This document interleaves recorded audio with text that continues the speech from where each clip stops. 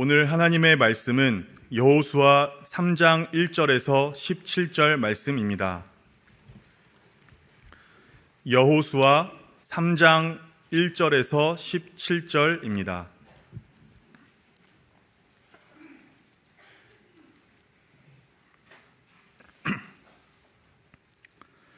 하나님의 말씀을 봉독합니다. 또 여호수아가 아침에 일찍이 일어나서 그와 모든 이스라엘 자손들과 더불어 시딤에서 떠나 요단에 이르러 건너가기 전에 거기서 유숙하니라. 사흘 후에 관리들이 진중으로 두루 다니며 백성에게 명령하여 이르되 너희는 레위 사람 제사장들이 너희 하나님 여호와의 언약궤 매는 것을 보거든 너희가 있는 곳을 떠나 그 뒤를 따르라. 그러나 너희와 그 사이 거리가 2000규빗쯤 되게 하고 그것에 가까이 하지는 말라. 그리하면 너희가 행할 길을 알리니 너희가 이전에 이 길을 지나보지 못하였음이니라 하니라. 여호수아가 또 백성에게 이르되 너희는 자신을 성결하게 하라. 여호와께서 내일 너희 가운데 기이한 일들을 행하시리라. 여호수아가 또 제사장들에게 말하여 이르되 언약궤를 메고 백성의 앞서 건너라 하매 곧 언약궤를 메고 백성의 앞서 나아가니라. 여호와께서 여호수아에게 이르시되 내가 오늘부터 시작하여 너를 온 이스라엘의 목전에서 크게 하여 내가 모세와 함께 있었던 것 같이 너와 함께 있는 것을 그들이 알게 하리라. 너는 언약궤를 맨 제사장들에게 명령하여 이르기를 너희가 요단 물가에 이르거든 요단에 들어서라 하라.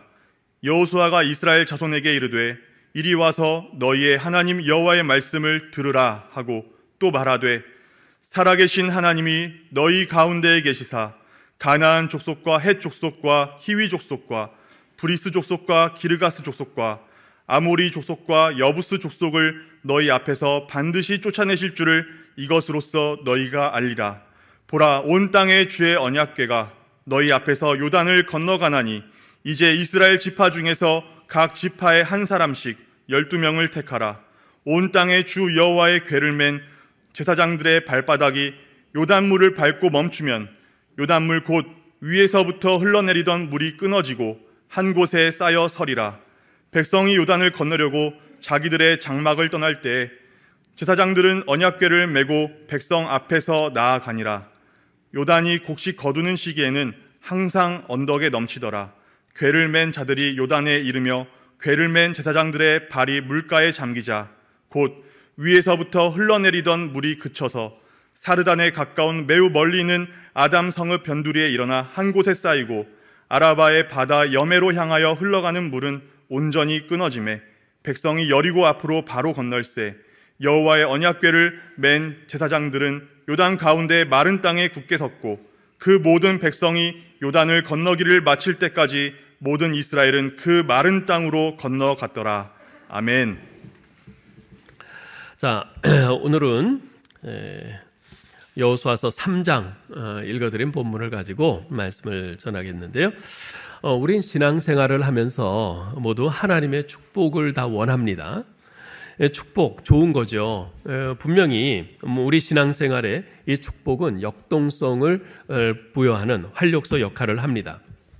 너도 나도 다 축복을 받고 싶어 해요. 자, 그런데 여러분 신앙생활에서 가장 큰 축복이 뭐라고 생각하십니까? 어떤 것이 가장 큰 축복일까요? 저는 신앙생활에서 가장 큰 축복은 살아계신 하나님을 경험하는 것이라고 생각합니다. 살아계신 하나님을 경험하는 것. 왜냐하면 우리가 살아계신 하나님을 경험하면요, 그로 인해서 하나님에 대한 우리의 신앙은 더욱 분명해지고 견고해지고 또 신앙생활의 참 기쁨, 참 맛을 풍성히 알게 되기 때문에 그렇습니다. 일례로요, 기도 응답을 경험한 사람은요 열심히 기도합니다. 그러나 경험하지 못한 사람은 어떨까요? 기도한다고 다 해결되나? 그러면서 회의적인 생각을 갖겠죠. 하나님의 말씀도 그래요. 하나님의 말씀을 부지런히 읽고 묵상하고 말씀에 순종해서 말씀대로 되는 것을 체험한 사람은 누가 뭐래도 살아있고 운동력 있는 그 말씀의 능력을 믿고 열심히 말씀을 읽습니다. 말씀을 묵상해요. 그리고 그 말씀을 붙들고 살려고 애를 씁니다. 그러나 그런 체험이 없는 사람에게는 성경 말씀은 그저 한낱 기독교라는 종교의 종교적 교훈에 지나지 않습니다. 예배도 그렇죠. 예배를 통해서 살아계신 하나님을 만난 경험이 있는 분들은 예배에 대한 기대감이 있습니다. 예배를 소중히 여기고요. 어떻게든 예배에 참석하려고 합니다. 그러나 그런 체험이 없는 사람은 예배란 그저 그런 종교 의식 정도로 생각할 뿐이죠. 그래서 시간이 되면 참석하면 좋고 안 되면 못하는 거고 이런 식으로 가볍게 생각을 합니다. 헌신도 그래요. 주님을 위해서 자신을 헌신함으로써 인간의 계산을 넘어서는 하늘의 기쁨과 영광을 맛본 사람은 주님을 위해서 자신의 무엇을 포기하거나 희생하는 것을 아까워하거나 두려워하지 않습니다. 그러나 그런 체험이 없는 사람은 늘 먼저 계산기를 두드립니다. 그렇기 때문에 절대 헌신을 못해요. 그런 사람에게 헌신이란 단지 손해되는 미련한 짓일 뿐이지요. 이처럼 우리가 신앙생활의 진정한 기쁨을 맛보면서 더욱 견고한 신앙으로 자라가기 위해서는 살아계신 하나님을 경험하는 것이 참으로 중요합니다. 자, 그렇다면 우리는 어떻게 살아계신 하나님을 경험할 수 있을까요? 하나님의 살아계심을 경험하는 것은 무엇과 직결되는 것일까요? 오늘 본문을 통해서 축복의 왕도라는 제목으로 그것을 살펴보려고 합니다. 축복의 왕도, 왕도가 뭐죠? The Royal Road, Royal Road, 가장 좋은 길, 최고의 길이죠. 축복으로 가는 가장 좋은 길, 최고의 길, 이것이 축복의 왕도예요. 자, 오늘 본문을 한번 보죠.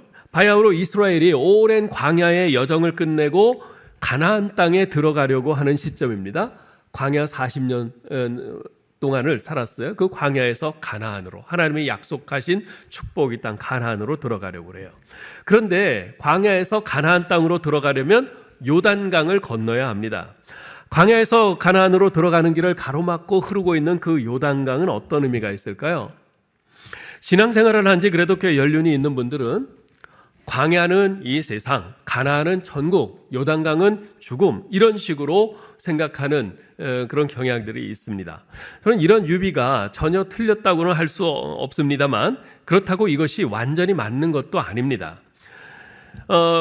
여호수아서에서요, 이 가나안은 하나님께서 이스라엘에게 약속하시고 베풀어 주신 기업으로서 교회가 이 광야 같은 세상에서 목표로 삼고 나아가고 있는 천국을 보여주는 하나의 모형이라고 할 수 있습니다. 자, 그러나 다른 한편으로 우리가 여호수아서를 찬찬히 읽어보면요, 이스라엘이 가나안 땅에 들어가서 어떻습니까? 그곳에서 완전한 안식을 누리나요? 그렇지 않아요. 들어가서 끊임없이 이방 민족들과 전쟁을 합니다.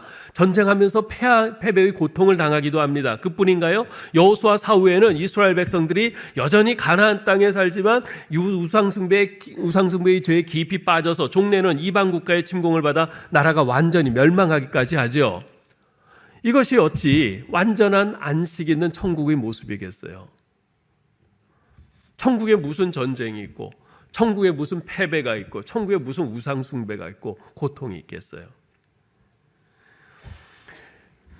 특히 요단강은 죽음이라, 이런 생각은 사실 성경 어디에서도 찾아볼 수 없는 생각입니다. 제 생각에는 이것이 아마도 찬송가 606장에서 비롯된 것이 아닌가 싶어요. 찬송가 606장, 며칠 후 요단강 건너가 만나리, 며칠 후 요단강 건너가 만나리. 이 찬송 잘 아시잖아요. 근데 이 찬송가를 분류해 놓은 것을 보면 장례라는 주제로 분류되어 있습니다. 그래서 장례식 때 이 찬송을 많이 부르죠. 그래서 우리 성도들은 자연스럽게 요단강 하면 죽음을 떠올립니다. 그러나 그런 식의 생각은 옳지 않습니다. 광야에서 가나안으로 라고 할 때 이 의미는, 이 말의 의미는 지상에서 천국으로 라는 의미보다는 오히려 나 중심적인 그런 삶, 나 중심적인 신자에서 그리스도 중심적인 삶, 그리스도 중심적인 신자로라는 그런 의미가 오히려 더 가깝다고 생각합니다. 가나안은 그런 곳입니다. 여러분 보세요. 이스라엘 백성들이 가나안에 들어가서 이방 민족들과 또 이방 문화와 이방의 가치관과 치열하게 전쟁을 합니다. 치열한 영적 전쟁터입니다. 그런 영적 전쟁을 통해서 우리의 생각과 가치관과 삶의 모습은 점점 나 중심적에서 예수 그리스도 중심적으로, 예수 그리스도를 닮는 모습으로 자라가게 되는 거죠. 자, 그런데 우리가 그러한 그리스도 중심적인 삶으로 나아가지 못하도록 우리 앞을 가로막고 있는 커다란 장애물이 있습니다. 그것이 바로 요단강입니다. 자, 그러면 우리 앞을 가로막고 있는 이 요단강이라는 장애물을 어떻게 극복할 수 있을까요? 오늘 본문에서 좀 몇 가지를 좀 생각을 해보려고 하는데, 첫째는 자신을 성결하게 하라는 것입니다. 자, 지금 이스라엘 백성들이 요단강을 건너려는 그 시기는 어떤 시기였습니까? 15절 보면요, 이렇게 기록하고 있어요. 읽어볼까요? 요단이 곡식을 거두는 시기에는 항상 언덕에 넘치더라. 여러분, 이 요단강은요, 1년 중 대부분은 폭 30에서 40m 정도의 폭에 깊이가 한 2m 정도 되는 그런 강이에요. 그런데 이 하나님의 진경 명령이 떨어진 것은 언제라고요? 곡식 거두는 시기, 추수하는 시기였습니다. 그 시기에는 저 멀리 북쪽에 그 헐몬산에 그 눈이, 엄청난 그 눈이 녹으면서 요단강까지 밀려 내려와서 그 요단강 폭이 1km 정도까지 넓게 늘어난다고 그래요. 여러분, 1km 하면요, 여기 가양대교가 거의 1km예요. 그러니까 이 30에서 40m 정도밖에 안 됐던 그런 폭이 1km 정도 되는 엄청난 폭의 그 사나운 강물로 그렇게 불어나서 요동치는 거죠. 이렇게 급격히 불어난 강을 어린아이와 노약자를 포함한 200만 명의 사람들이 가축대와 자기 살림살이를 다 짊어지고 그렇게 끌고 건너간다고 하는 것은 목숨을 걸어야 하는 매우 위험천만한 일입니다. 거의 불가능한 일이죠. 자, 그렇다면 한번 생각해 보세요.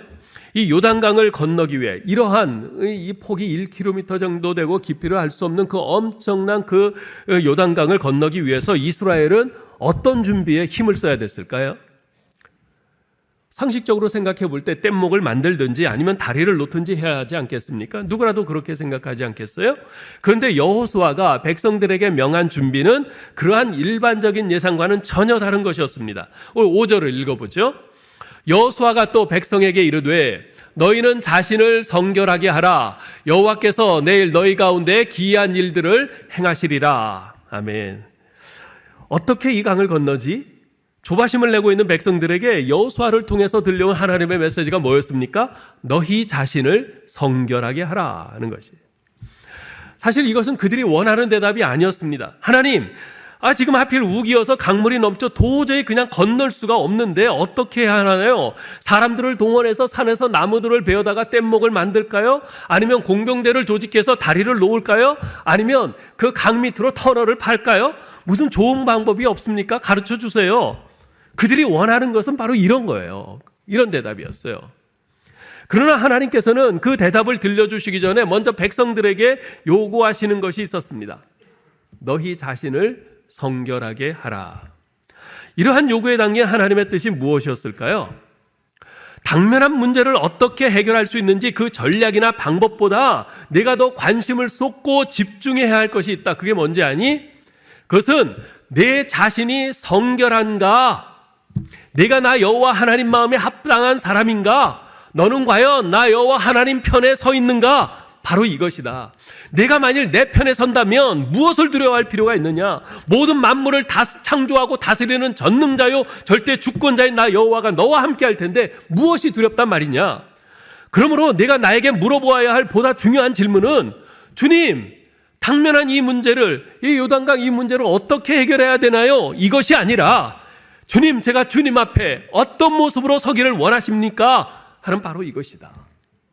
그리고 그에 대한 나의 대답은 너희는 자신을 성결하게 하라는 것이다. 바로 이 말씀인 거죠. 사실 그보다 훨씬 전인 40년 전 출애굽한 이스라엘 백성들이 시내산에 도착했을 때 하나님께서는 그들과 시내산 언약을 맺으시면서 너희가 내게 대하여 제사장 나라가 되며 거룩한 백성이 되리라 말씀하셨어요. 그때 백성들이 한껏 상기돼 가지고 하나님 앞에 응답하면서 외칩니다. 여호와께서 명령하신 대로 우리가 다 행하겠습니다. 하나님 뭘 할까요? 말씀만 하옵소서. 그러자 하나님께서 그들에게 이런 명령을 내리세요. 출애굽기 19장 10절 11절인데요. 같이 읽어보죠. 여호와께서 모세에게 이르시되 너는 백성에게로 가서 오늘과 내일 그들을 성결하게 하며 그들에게 옷을 빨게 하고 준비하게 하여 셋째 날을 기다리게 하라. 이는 셋째 날에 나 여호와가 온 백성의 목전에서 시내산에 강림할 것이니. 지금 이제 하나님의 언약 백성이다, 제사장 나라라 하는 이 하나님의 선언에 한껏 상기되고 고무된 이 이스라엘 백성들이 하나님 뭘 할까요? 말씀만 하세요. 그러면서 마치 불 속에라도 뛰어들듯이 이러고 있는데, 하나님께서 말씀하신 것은 전혀 다른 것이었어요. 성결하게 하라. 너희 자신을 성결하게 하라. 그러면 하나님께서 그들이 진을 치고 있는 이 시내산에 강림하시겠다고 하십니다. 여러분 보세요. 하나님께서 그들 가운데 임재하시면 게임 끝입니다. 그렇지 않습니까? 진흙도랑 앞에서 어린아이가 이거 어떻게 하지? 어떡하지? 어떻게 건너지? 그러면서 안절부절하고 있는데, 그 아이에게 아버지가 와서 그 아이들을 번쩍 안고서 도랑을 성큼 건너서 내려놔요. 그럼 게임 끝난 거 아닙니까? 네? 사랑하는 성도 여러분, 하나님께서 지금 이스라엘 백성들에게 내가 너희를 위하여 기이한 일을 행하겠다라고 말씀을 하세요. 이 요단강을 전혀 백성들이 생각하지 못한 기이한 방법으로, 기적 같은 방법으로 건너게 해주시겠다는 거죠. 자, 그런데 하나님께서 자기 백성에게 행하시는 이 기이한 일들과 백성들의 준비는 매우 밀접한 관계가 있습니다. 많은 경우 하나님께서 우리를 만나시는 수준은 우리가 주님을 만날 준비를 어떤 수준에서 하고 있는가에 달려 있습니다.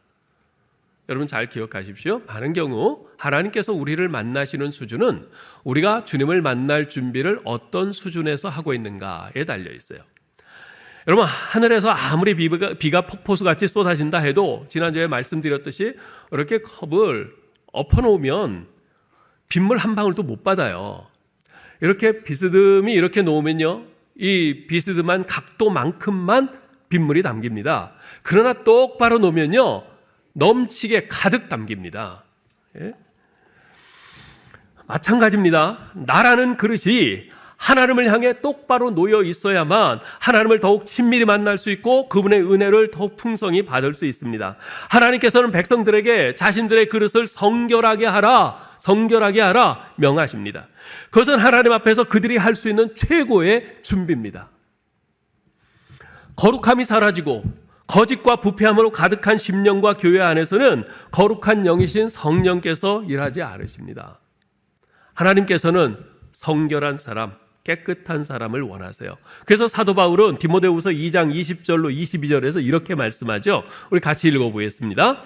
큰 집에는 금그릇과 은그릇뿐 아니라 나무그릇과 질그릇도 있어 귀하게 쓰는 것도 있고 천하게 쓰는 것도 있나니, 그러므로 누구든지 이런 것에서 자기를 깨끗하게 하면 귀히 쓰는 그릇이 되어 거룩하고 주인의 쓰심에 합당하며 모든 선한 일에 준비함이 되리라.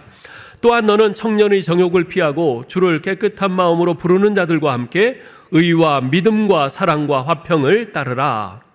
자, 이 말씀 어렵지 않아요. 우리 하나님께서 보시는 것은 큰 그릇이냐 작은 그릇이냐 금그릇이냐 질그릇이냐 그것을 보지 않으신대요. 그건 문제가 아니랍니다. 중요한 것은 깨끗한 그릇이냐 아니냐 하는 것입니다. 아무리 그릇이 크고 금으로 만든 그릇이라 할지라도 그 안에 벌레가 담겨 있고 뭐 곰팡이 쓸어 있고 그렇게 깨끗하지 않으면 그걸 누가 쓰겠어요? 안 쓰죠. 그러나 작고 보잘것없는 그릇이라 할지라도 깨끗하면 얼마든지 사용할 수 있습니다. 제가 미국에서 목회할 때 한 번은 어느 구역장 집사님이 자기 구역을 한 분을 좀 만나달라는 거예요. 제가 그 교회 부입해 간 지 얼마 안 됐을 때인데, 근데 그분은 전임 목사님과의 어떤 문제로 갈등이 있은 후로 교회를 안 나오고 있는 그런 상황이라고 그래요. 그래서 그 구역장님과 함께 만났어요. 근데 그분이 저를 처음 보는데도 처음 만난 자리에서 뭐 요즘 교회들이 어떻고 목사들이 어떻고 하면서 목사인적이 아주 거침없이 말을 하시는 거예요. 그러면서 하시는 말이, 나도 내 남편도 모두 서울 의대 졸업한 의사이고 우리 애들도 모두 미국에서 의대 졸업하고 다 의사가 됐고, 그리고 전두환 전 대통령의 부인인 이순자 여사가 자기 여고 동기 동창으로서 자기 부부가 한국에 갔을 때 청와대에 초청까지 받아가지고 가서 이제 만났다. 그럴 정도로 친한 사이라는 거예요. 그래도 내가 이렇게 학벌로나 사회적으로 보나 남보다 못한 것이 없는 사람인데, 근데 교회에서 나보다 못한 사람들은 다 권사를 주면서 나는 권사를 안 주는데 이게 말이 돼요? 그러는 거예요. 이게 말이 돼요? 그러는 거예요. 뭐 그 밖에도 여러 말들을 뭐 많이 하시는데, 내가 그 말을 쭉 들으면서 이분이 참 교만하구나. 그렇지 않겠어요? 뭐 서울대 의대 부부가 다 졸업하고 의사고, 뭐 여기 와서 아이들까지 다 의사고, 뭐 한껏 교만할 대로 교만해 있어요. 근데 그 당시 제가 막 40세가 됐던 때예요. 한참 파릇파릇하던 이제 그런 때였는데요. 제가 그때 젊은 혈기에 교회의 직분은 학벌이나 사회적인 지위나 성취와는 아무 상관이 없습니다. 하나님께서는 깨끗한 그릇을 쓰십니다. 이래버렸어요. 그랬더니 그분이 발끈하면서 그럼 내가 더러운 그릇이란 말이에요? 하면서 역정을 내면서 그냥 나갔어요. 사실 그때 제가 말을 좀 순화시켜서 했어야 되는데 하도 그냥 이상한 말을 계속 듣다 보니까 저도 젊은 이제 혈기에 좀 약간 좀 성질이 나서 이제 그렇게 했는데 좀 나중에 후회와 자책이 되더라고요. 그렇지만 그 말한 내용 자체에 대해서는 저는 해야 할 말을 했다고 생각을 합니다. 실제로 그렇죠. 교회의 직분이 뭐 학벌로 주는 겁니까? 사회적인 지위로 주는 건가요? 그 사람이 사회에서 어떤 업적이나 공로를 많이 쌓았다고 주는 겁니까? 아닙니다. 우리 하나님께서는 분명히 말씀하시잖아요. 내가 어떤 사람을 쓰느냐? 깨끗한 그릇을 쓰겠다. 주님 말씀하시잖아요. 그렇습니다, 여러분. 우리 하나님께서는 깨끗한 그릇을 쓰세요. 따라서 내 자신이 하나님 앞에 깨끗한 그릇인지 아닌지 이걸 늘 살피고 경계해야 합니다. 제2차 세계대전이 끝났을 때 메가더 장군에게 어떤 기자가 질문을 했어요. 장군님, 이 전쟁의 근본 문제는 무엇이었다고 생각하십니까? 이 메가더 장군은 사실 굉장한 그 하나님을 경외하는 신실한 믿음의 사람이었거든요. 메가더 장군이 이런 유명한 답변을 했습니다. 인류의 모든 문제는 궁극적으로는 신학적인 문제입니다. 기자가 갸우뚱하면서 다시 물어요. 무슨 뜻인지요? 메가더 장군이 이렇게 풀어서 설명을 합니다. 인류가 진통하고 있을 때, 어려움을 당하고 있을 때 우리는 그것을 정치적인 문제 혹은 사회적인 문제라고 생각합니다. 그러나 그것은 근본적으로 신학적인 문제입니다. 전쟁의 근본 원인은 죄입니다. 우리가 다시는 전쟁을 겪지 않으려면 사람들이 하나님 앞에서 거룩해져야 합니다. 여러분, 우리는 모두 자신이 당면한 문제들을 가지고 하나님께 호소합니다. 하나님, 지금 사업이 큰 난관에 봉착했습니다. 하나님, 직장 문제가 계속 풀리지 않고 있습니다. 하나님 앞에서 병원에 갔더니 암이랍니다. 하나님, 우리 아이 때문에 너무 속이 상합니다. 하나님, 제발 도와주세요. 우리는 당면한 문제들에 대해서 하나님께 어떤 극적인 해결책을 간구합니다. 왜 안 그러겠어요? 하나님께서는 이런 우리의 고민과 우리 고통을 잘 아시고 깊이 이해하고 계십니다. 그런데 우리의 이런 숱한 요구에 우리 하나님께서는 통일한 말씀을 하실 겁니다. 내 사업의 문제, 내 사업 문제의 해결 방안을 찾기보다, 내 직장 문제의 실마리를 찾기보다, 내 건강 문제와 가정 문제의 해법을 구하는 것보다 더 중요한 문제가 있다. 너와 나 사이의 관계는 어떠하냐? 거룩한 나 여호와 하나님 앞에서 너는 충분히 성결하냐? 우리 사랑하는 성도 여러분, 하나님의 능력과 역사하심을 사모하고 간구하기에 앞서 먼저 하나님 앞에서 자신을 성결하게 하기를 힘쓰는 여러분 되시기를 바랍니다. 여러분은 어떤 그릇입니까? 어떤 그릇이냐는 중요하지 않습니다. 세상 사람들이 흔히 중요하게 생각하는 스펙은 우리 하나님께 전혀 중요하지 않습니다. 깨끗한 그릇이냐 아니냐, 이것이 하나님께는 중요합니다. 자신의 그릇을 성결하게 하기 위해서 지금 여러분은 얼마나 힘쓰고 있습니까? 오는 수요일 22일부터 부활주일인 4월 9일까지는 사순절입니다. 주일을 빼고 40일 동안 예수 그리스도의 그 십자가로 향하신 그 발걸음, 그 고난을 묵상하고 하루하루 내가 주님 앞에서 주님 당하신 그 고난의 자취를 나도 따라가리라 결단하면서 더욱더 주님 앞에 성결하게 서기를 힘쓰는 날들입니다. 이 사순절을 통해서 그렇게 내가 우리 주님의 그 고난을 묵상하고 성결을 향해 나아가고 그렇게 해서 부활절을 맞이하는 것이죠. 아무쪼록 이번 사순절 기간에 여러분들이 자신을 더욱더 성결하게 하나님 앞에 세우기를 힘쓰실 수 있기를 간절히 바랍니다. 두 번째로 생각할 것은 믿음으로 순종하라는 것입니다. 자, 이스라엘이 요단강을 건널 때 하나님께서는 누가 앞장서라고 하셨나요? 언약궤를 맨 제사장들이 앞장서라 그랬어요. 그 말씀에 순종해서 제사장들이 언약궤를 메고 백성들 앞에 나아갔습니다. 그런데 제사장들의 발이 요단강에 닿자 어떤 일이 발생했나요? 요단강이 갈라졌어요.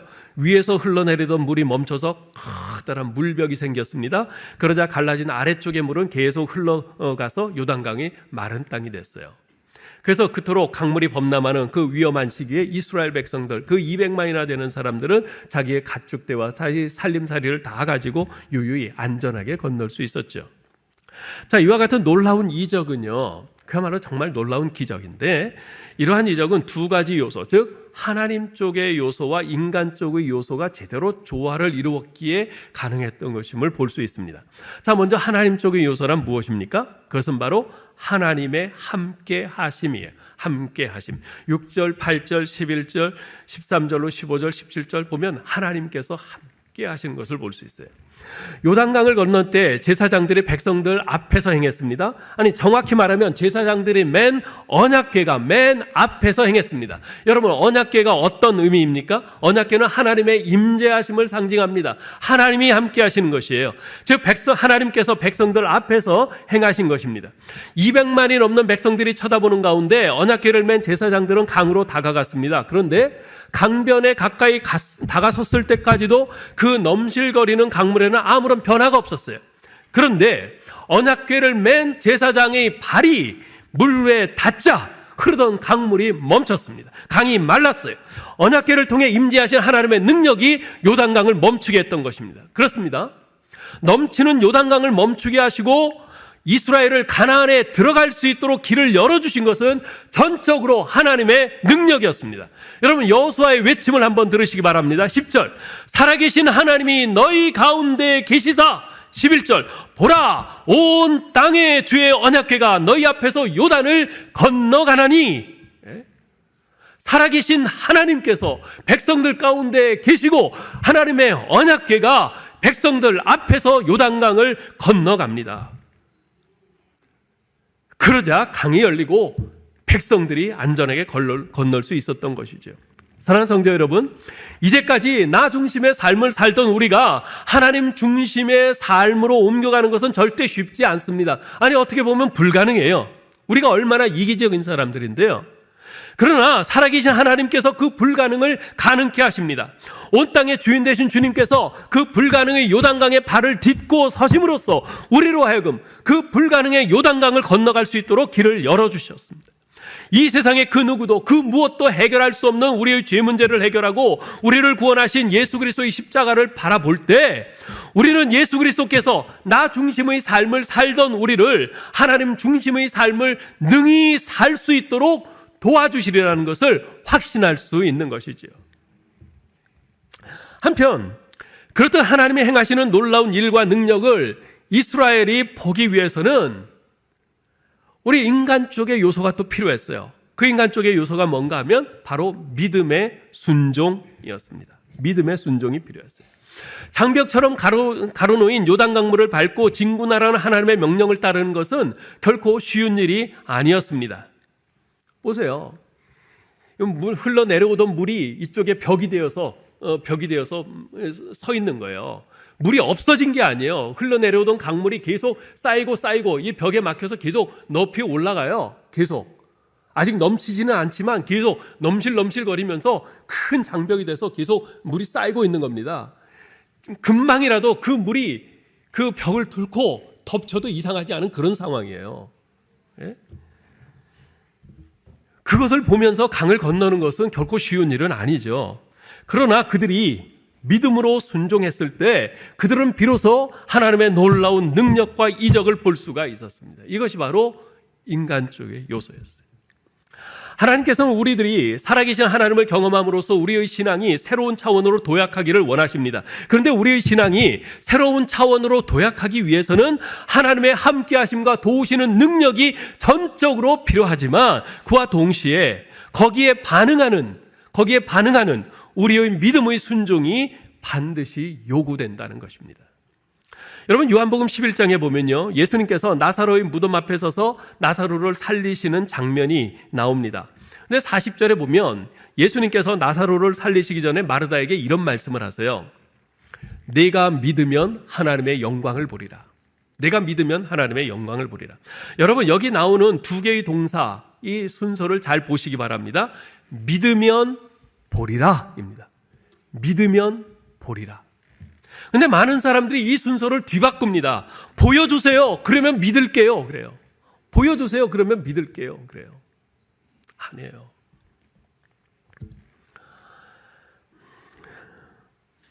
믿으면 보리라.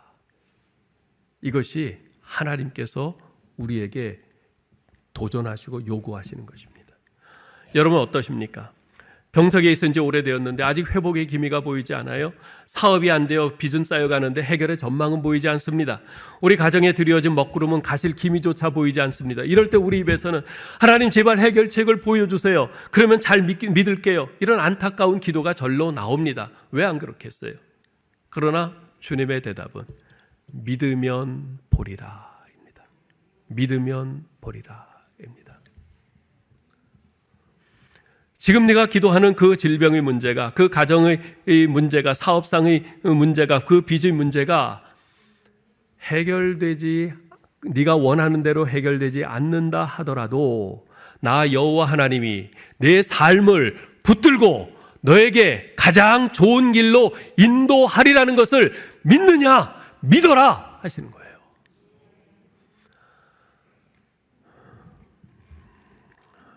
주님의 대답은 믿으면 보리라입니다. 문제의 요단강이 내 앞을 가로막고 있고 아무런 해결책도 보이지 않지만 주님께서는 이렇게 말씀하세요. 너는 두려워하지 말라. 내가 너를 구속하였고 내가 너를 지명하여 불렀나니 너는 내 것이라. 네가 물 가운데로 지날 때에 내가 너와 함께할 것이라. 강을 건널 때에 물이 너를 침몰하지 못하리라. 너는 내 눈에 보배롭고 존귀한 존재다. 내가 너를 사랑하노라. 그러니 나를 신뢰하고 내 앞을 가로막고 있는 문제의 요단강 속에 내 발을 들여 놓거라. 주님의 이 약속을 믿고 주님의 사랑을 믿고 믿음으로 순종하는 겁니다. 이것이 바로 축복의 왕도입니다. 사랑하는 성도 여러분, 하나님께서 오늘 여러분에게 믿음의 순종을 요구하시는 부분은 어떤 부분입니까? 여러분 삶의 어떤 부분에서 아직 믿음의 순종을 하고 있지 못합니까?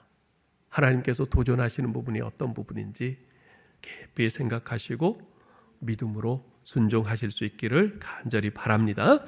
오늘 본문을 통해서 우리가 한 가지 더 생각할 것이 있어요. 그것은 지도자가 요단강 한가운데 서야 한다는 것입니다.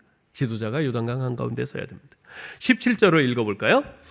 여호와의 언약궤를 맨 제사장들은 요단 가운데 마른 땅에 굳게 섰고 그 모든 백성이 요단을 건너기를 마칠 때까지 모든 이스라엘은 그 마른 땅으로 건너갔더라. 여러분, 이 장면이 어떤 장면인지 한번 머릿속으로 그려보세요.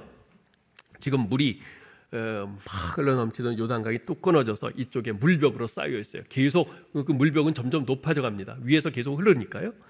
그 물벽이 무너지면 그 자리에서 물벼락 뒤집어 쓰고 죽을 수 있는 상황입니다. 그래서 건너가는 사람들은 그걸 보면서 저게 언제 무너질지 모르니까 바삐 건너가요.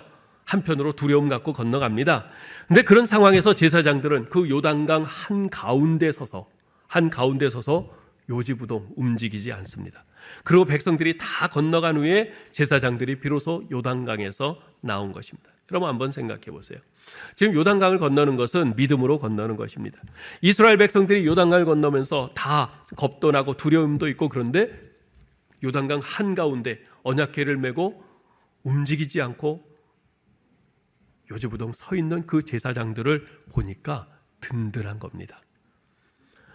요단강 물이 넘치는 상황, 그 물벽이 무너지기만 하면 대번에 수장될 수밖에 없는 상황인데 제사장들은 움직이지 않고 요단강 안에 서서 백성들이 다 건널 때까지 기다리고 있었던 겁니다. 여러분, 여기서 교회의 지도자들에게 주시는 아주 중요한 교훈이 있습니다. 지도자란 요단강 한가운데 서는 사람입니다. 언제 넘쳐서 휩쓸어가 버릴지 모르는 그 요단강 한가운데 서는 사람이에요. 지도자란 곧 죽을 자리에 서는 사람입니다. 지도자란 손해보는 자리에 서는 것입니다. 힘들고 위험하고 무겁고 어려운 자리에 서는 것이 지도자입니다. 대접받는 자리, 칭찬받는 자리, 자기 이름 내는 자리에 서는 것이 아닙니다. 죽을 자리, 힘들 자리, 고생할 자리, 손해볼 자리에 자신이 서고 백성들은 물 밖으로 내보내는 것이 지도자가 해야 할 일인 줄 믿습니다. 여러분, 옛날에는요, 그 교회를 자기 자식에게 물려주는, 즉 세습하는 일이 별로 없었어요. 왜냐하면 옛날엔 교회들이 다 작고 가난했거든요. 그래서 혹시라도 그런 교회가 있다면, 자기 자식에게 자식이 대를 이어서 그렇게 그 교회를 목회하는 교회가 있다면 그 당시에는 박수치고 칭찬받을 일이었어요. 왜냐하면 십자가의 길을 대를 물려가면서 감당하는 것이었으니까. 그런데 오늘날은요, 교회가 부유해지니까, 교회가 커지니까 자식들에게 세습하는 일이 많아졌습니다. 결국 교회 세습이 문제가 아니라 대형 교회를 자식들에게 세습하는 것이 문제인 것이죠.